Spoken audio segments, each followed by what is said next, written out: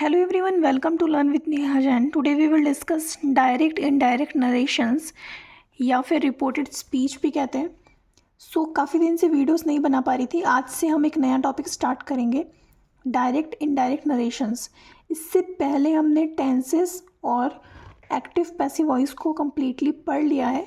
तो आज से हम वीडियो कंटिन्यू करेंगे और टॉपिक रहेगा डायरेक्ट इनडायरेक्ट नरेशंस.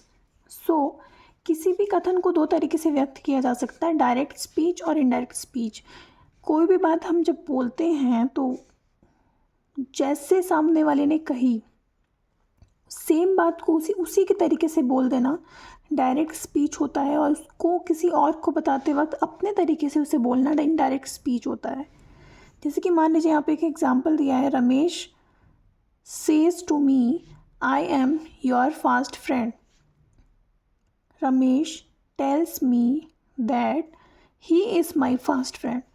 तो पहला एग्जाम्पल जो डायरेक्ट में है वो कह रहा है कि रमेश कहता है मुझसे कि मैं तुम्हारा फास्ट फ्रेंड हूँ, और इसी को जब इनडायरेक्ट में बनाया तो लिखा है कि रमेश ने मुझे बताया कि वह मेरा फास्ट फ्रेंड है. ठीक है, आप समझ पा रहे होंगे. उसी के बाद को सेम उसी के तरीके से बोलना डायरेक्ट स्पीच है, और उसे अपनी तरीके से बोलना इनडायरेक्ट स्पीच है. जैसे कि दूसरा एग्जाम्पल है, I say to her I will not talk to you. I tell her that I will not talk to you. Okay, so I hope कि आपको ये डायरेक्ट स्पीच और इनडायरेक्ट स्पीच समझ में आया होगा.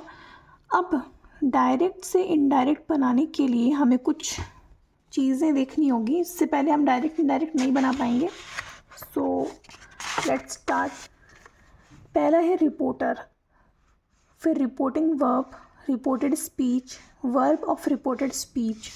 ठीक है, पहला एग्जाम्पल है हमारा, she said to me I am going to Jaipur.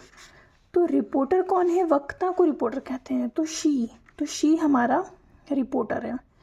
Reporting verb क्या है? वक्ता द्वारा जिस वर्ब का प्रयोग किया गया है, शी के द्वारा सेड कहा गया है, तो सेड हमारा रिपोर्टिंग वर्ब होगा. रिपोर्टेड स्पीच क्या है? इन्वर्टेड कॉमा के अंदर जो वाक्य रहता है वो. तो ये इन्वर्टेड कॉमा के अंदर है I am going to Jaipur. तो I am going to Jaipur जो है वो रिपोर्टेड स्पीच होगा. वर्ब ऑफ रिपोर्टेड स्पीच, तो रिपोर्टेड स्पीच इन्वर्टेड कॉमा के अंदर के वाक्य की वर्ब को वर्ब ऑफ रिपोर्टेड स्पीच कहते हैं. तो एम गोइंग जो है वो रिपोर्टेड स्पीच की वर्ब होगी. ठीक है, आई होप कि आपको समझ में आया होगा.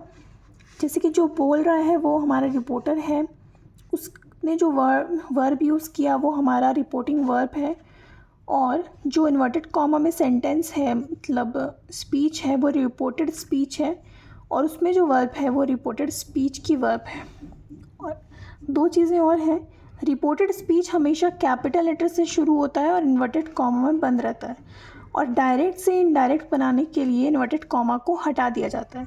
आई होप कि आपको ये चीज़ें समझ में आई होंगी. नेक्स्ट वीडियो में हम कुछ और रूल्स देखेंगे, उसके बाद हम डायरेक्ट से इनडायरेक्ट बनाना सीखेंगे.